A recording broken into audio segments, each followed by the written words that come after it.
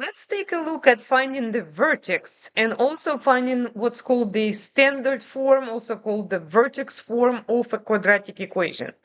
The first thing we're going to do, because we are going to mostly use Desmos to help us out, is we're going to identify the coefficients of x squared, x, and the number.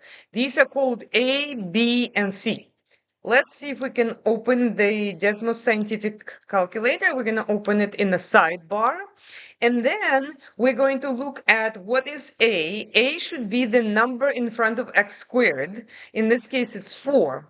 Now, just as a note, if there is no number, imagine that you had a quadratic function just starts with x squared and then there is nothing there. So what is then A? Well, A is then 1. Because you can always insert 1 in front, because this is multiplication. 1 times anything does not change that something. And that means that A would be 1.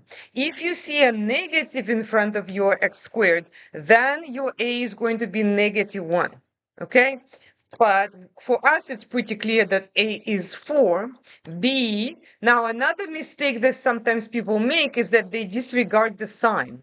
That is not good, okay? You want to include negative in the value of B.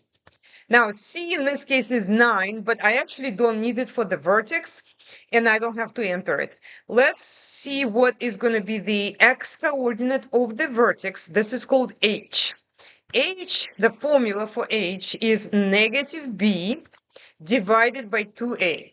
And because we already defined the values of A and B, Desmos just computed the H value for us. We do not have to do anything else.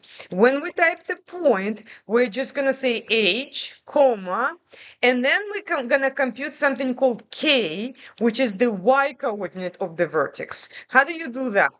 Okay, what that means is because this point belongs to the graph of the function, all we have to do is plug in 1 or whatever value we got here in for x, right? Okay, how do we do that? Here's what I always suggest my students do. Replace x with empty parentheses. Just put 4, then empty parentheses squared, minus 8, again empty parentheses instead of x, and then plus 9. Now, Desmos is complaining because it doesn't understand, and it says parentheses cannot be empty, but that's fine. We're going to fill them out because we just found H, and whatever value you get at this point, whether it's negative, positive, 0, whatever, you are just going to put it inside the empty parentheses. And that tells you that the K is 5. That means that the vertex of this function is at 1, 5. Okay, next we need to find that vertex form. Here's the way that looks in general. Okay, so let me show you. In general, the vertex form, which should also be on a formula sheet, and hopefully your teacher will allow you to bring a formula sheet, or it'll be available. Now, it looks like this.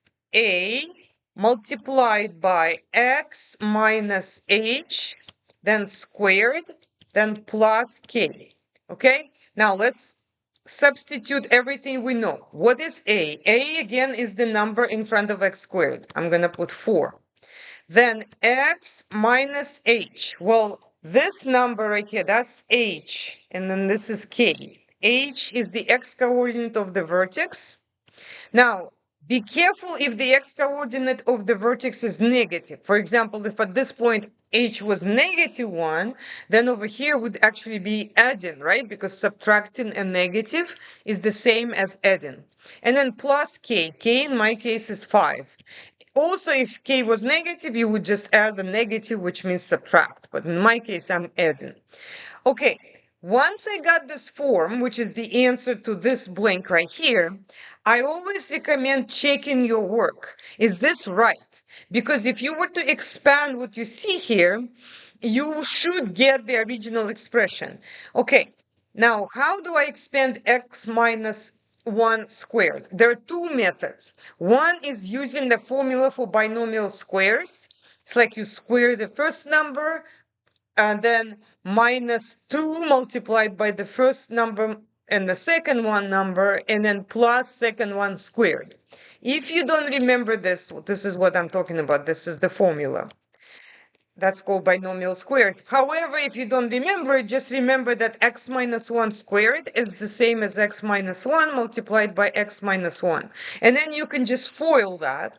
Okay, this is going to be x squared, then minus x, then minus x again, and then plus 1, because negative 1 times negative 1 is a positive 1. That means that this is going to be x squared minus 2x plus 1. Okay, now we need to multiply that by 4. Okay, so I'll just do it on the left side. 4 times x squared minus 2x plus 1. What is that? That's 4x squared minus 8x, because remember, you need to distribute, right, to each term. And then it's going to be plus 4.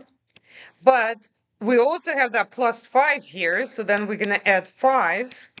And guess what we're going to get? 4x squared minus 8x plus 4 plus 5 is 9. And we can see that once we expanded it, we got exactly the same thing, so we know we got it correct.